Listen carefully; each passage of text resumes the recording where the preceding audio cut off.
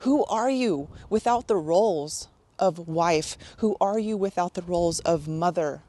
Because that's who I'm talking to right now. The person that you may have pushed to the side, that person that secretly is yearning for something bigger, something deeper, and something more meaningful. A large majority of the women feel responsible to hold on the load of our family members. And with this story, I'm hoping to share with you about how impactful it can be when we have a mindset shift and understand our value as a woman and understand that it is so important to invest more in ourselves. So, going back to this woman's story, she shared with me that she was married for many, many years. I'm talking 30 years plus she was married to someone. And she shared with me that recently, within the last 5 years, that her husband wanted a divorce. And when she heard this news, it was not only heartbreaking, but terrifying.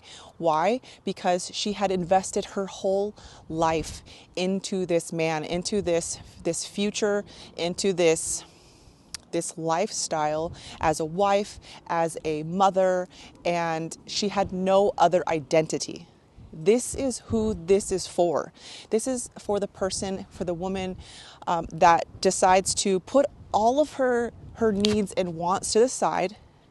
It's for the woman that at the end of the day feels so drained that she has nothing left to give because she has done all of the things and more to make sure that her partner is okay except for herself. She continued to tell me that how heartbroken she was and how terrified she was because she had no idea how she was going to be able to support herself, what she was going to do with her life, because all she did was live for her husband.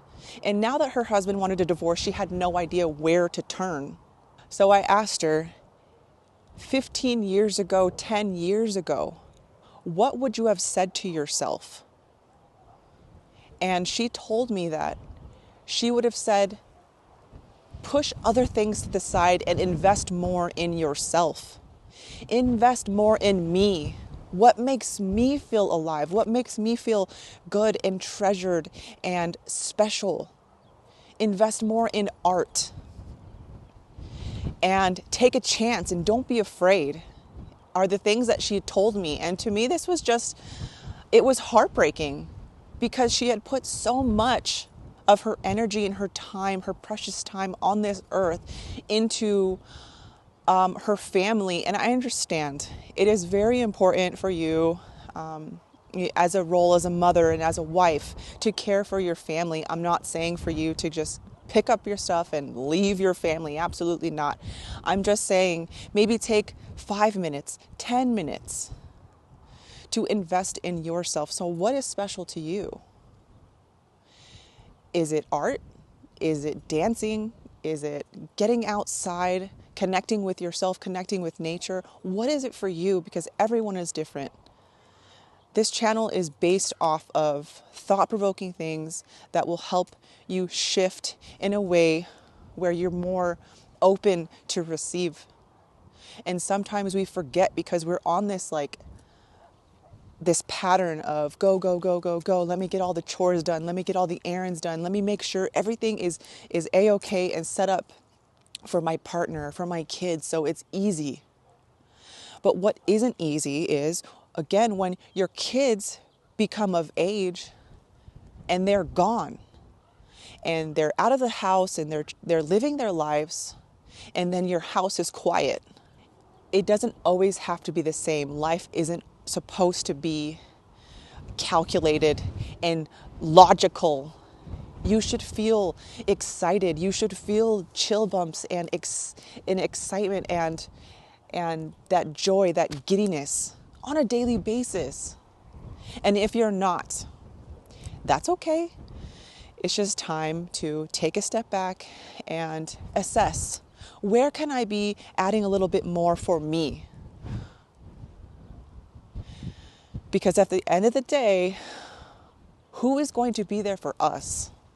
I've already said this on my smaller channels, my Instagram and on my TikTok. And I just find it so important. And we've been taught as a society that is absolutely selfish. As a mother, that you need to be selfless, that you need to be this kind of like martyr and, take on the responsibilities and all of these different things for your family. But the thing is like, you will have so much more energy to care for your family and so much more excitement and joy when you invest more in yourself.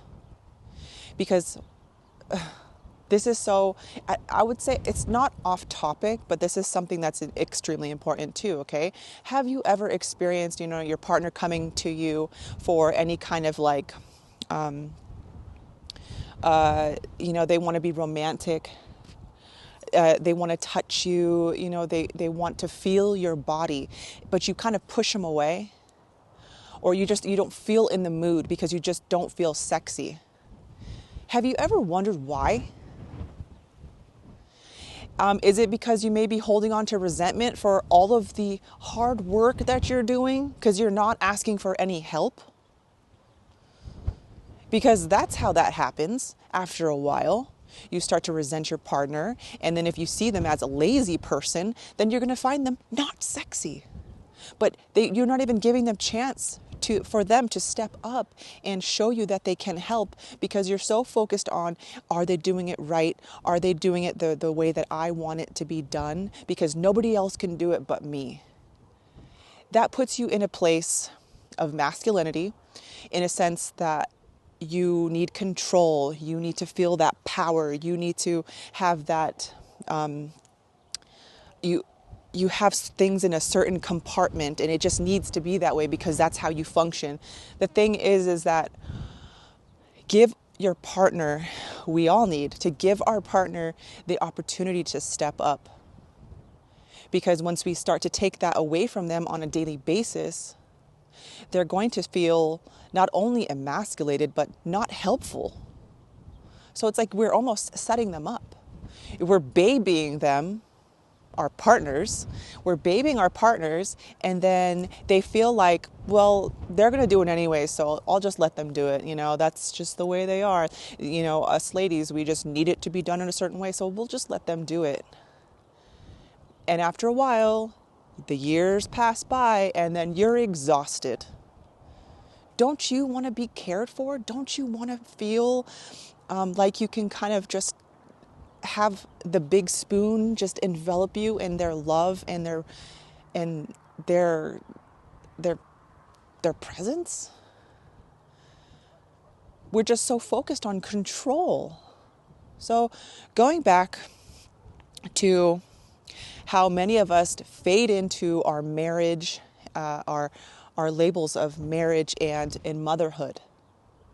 Losing our identity is death before death actually happens. Do you not see how every day when we take we make those choices to not invest in ourselves, a little bit of our soul and our heart starts to just kind of get covered in dust and decay? That sparkle and that shine, that childlike wonder, that just excitement, it starts to dull. And I'm not saying that we can't find it again. I'm just saying that so many of us are choosing this predictable cycle of life without any change, because we're scared. Because what are we scared of? Of the roles that we've been given? Society says, as a mother, that everything needs to be perfect, and food needs to be here, and at this time that you need to be here, and all of these different expectations we put on ourselves. It feels so heavy, doesn't it? So maybe take that vacation, maybe, call out and do something else. Find a job where you can be home more. What else would you do with your free time?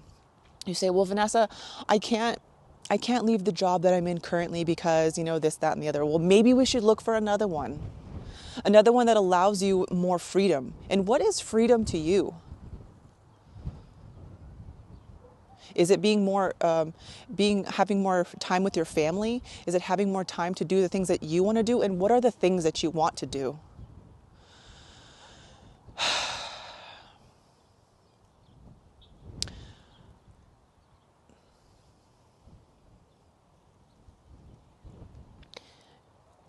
This is starting to remind me of a book that I read. This is years ago. This is by David Goggins. I think it was like Can't Stop Me. And he talked about how he would drive by or see a cemetery and it would make him sad. And it wasn't because that he was passing by where dead bodies were buried. It was sad to pass near cemeteries because he felt that many people died without reaching their full potential.